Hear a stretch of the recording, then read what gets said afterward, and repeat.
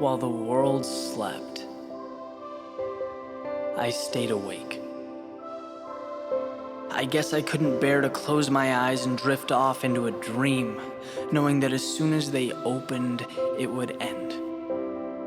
I sat up, I put my goals and aspirations into the backpack next to my bed, threw it over my shoulder, and I left. Destination unknown. But I was armed with the belief that opportunities exist wherever you bring them to life. So while the world slept, I stayed awake. There comes a point when dreaming takes the form of an adversary. I didn't want to wake up and see the discrepancy between fantasy and reality. I didn't want to be associated with wishing or hoping or crossed fingers. See, the beauty of life is that it always provides the necessary pieces to put your puzzle together so long as your eyes remain open. So while the world slept, I stayed awake.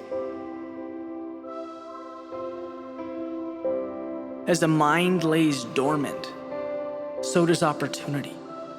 As the ideal life remains imaginary, so does the action needed to build it. The best way to find answers is simply to look for them. A folded up map hidden away in your desk, it suggests a million possibilities. Proposes an endless journey, but until you grab it, open your door and step outside, it will never truly take you there. I wanted to feel the wind on my face, the sand on my feet, and even the most adventurous souls in the world don't have time to see everything, to experience it all. Time is the most precious of commodities. So while the world slept, I stayed awake.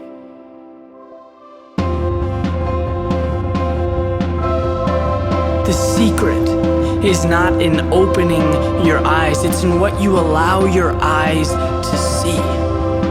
It's easy to live while being asleep, to completely disregard or walk right by the advantages, the opportunities, the pieces that we can reach out and use to shape our lives. Look, it's not about being right or wrong. It's about trading what you kind of want for what you really want. It's about walking down your street and viewing every single thing in front of you as perfection, as the stars aligning as the perfect ingredients to create whatever you choose. Leave nothing for sleep. Let your dreams envy your reality. And while the rest of the world sleeps, I dare you to stay awake. I dare you to get everything you've ever wanted.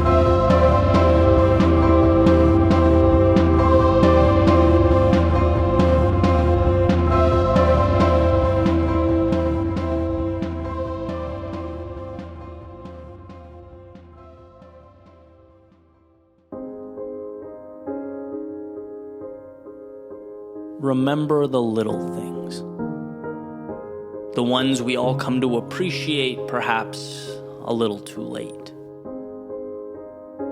That feeling of comfort our little eyes first understood to be home. Those little conversations we still think about, the ones that shaped us.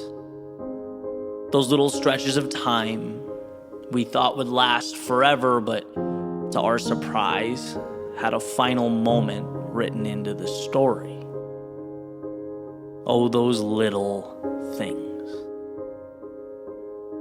I remember going to a concert in high school. It was at the Orpheum in Boston, Massachusetts. I went with two of my friends. Had an amazing time, and well, years and years have obviously passed, and recently I asked myself, what is it I remember about that day? Why is it such a powerful moment for me? And interestingly enough, I don't remember any of the songs that were sung or how well they were played. I don't remember what I bought or what I wore or what teenage troubles I was going through at the time. No, years later, I remember how it felt to stand there in the center of that theater. Color of the lights filling up the room, the bass drum resonating in my chest, aligning with my heartbeat, the people I was with. And the funny thing is, 17-year-old me had no clue he was driving into the city for a night he'd remember forever, but not because of the music. No, because of a feeling. Because he would spend the time with the same people he would have hung out with anyway at home.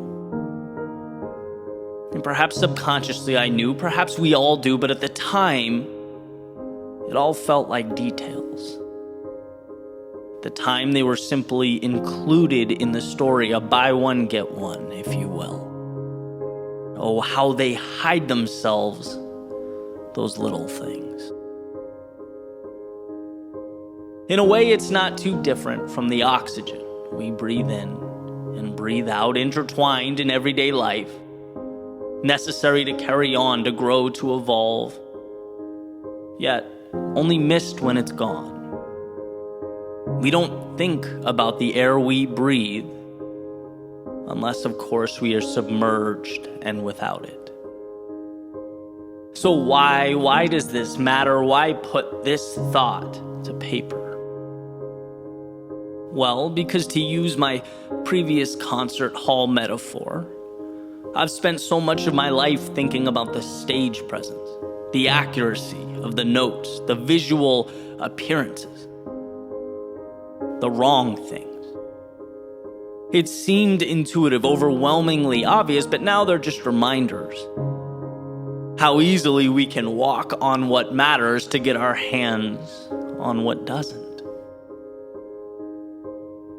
Do we know what's important? Do we know what we hold dear? Do we think enough about those little things? Every time the caller ID says mom or dad or nana banana, when my little brother and sister get new apartments, jobs, promotions, start navigating this crazy world, every time I open my laptop and get to bleed my thoughts onto a blank page over a cup of coffee and a sunrise, running around random towns across this country with my best friends, bringing ideas to life. See, the now tells you they are nice things, happy things, lovely things. But it doesn't let you in on the greatest secret of all. Those little things just might be everything. So see them while you're in them. And hold on tight.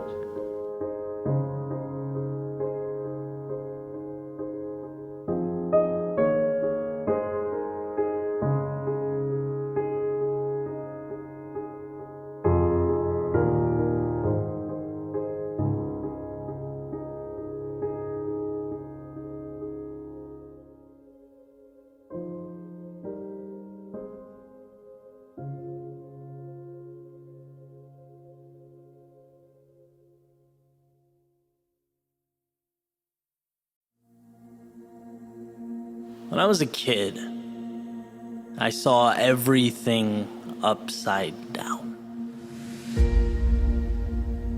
I remember spending all my time in the now, right? I hadn't yet learned to contemplate worst-case scenarios. And when I was a kid, I was pretty much detached from reality, right? I'd have my Ninja Turtles and Power Rangers battling on the bedroom floor. I hadn't learned that playing with action figures doesn't get you a job. And when I was a kid, I wanted to be the next Steven Spielberg or play in Blink-182 or maybe be the president of the United States, right? What excited me, I gravitated towards. I hadn't yet learned that the statistical likelihood of accomplishing something like that was 0.0001%. When I was a kid, I was so captivated by imagination that I wouldn't even want to go to bed, right? The excitement and the mere possibility of the world around me kept me awake. I hadn't learned to settle down or go with the flow. When I was a kid, I did what felt right. I was led by curiosity, by a sense of exploration. I hadn't yet learned to weigh the opinions of others or the pressure of conformity. When I was a kid, I saw everything upside down. And when I was a kid, I was right. And perhaps there is no message more important than that. To move forward without leaving the best of you behind. Not to grow away from what matters most, but to grow into it. See, every so often I take a step back and I look at the world around me, pulling me to be something I'm not, and I think back to my younger self. A life without walls or barriers, a life in pursuit of happiness, and I'm always amazed at how fast an exceptional existence becomes a checklist.